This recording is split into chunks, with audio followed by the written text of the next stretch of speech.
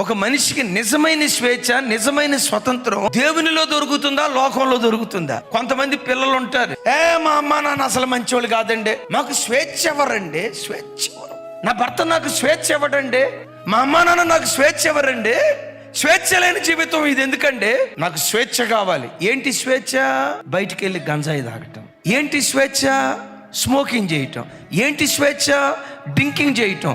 ఏంటి స్వేచ్ఛ? సినిమాల చుట్టూతో తిరగటం. నేనంట ఇది స్వేచ్ఛ? ఇది స్వేచ్ఛ కాదు, బానిసత్వం. ఎందుకు బానిసత్వం అన్నానో తెలుసా?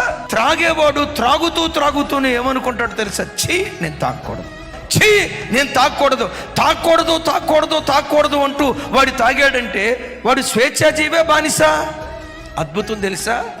అదుల్లాము గుహగా పిలువబడుతున్న యేసు క్రీస్తుతో నువ్వు సహవాసం చేస్తే స్వేచ్ఛాజీవిగా బ్రతకటానికి దేవుడు కృప చూపిస్తాడు.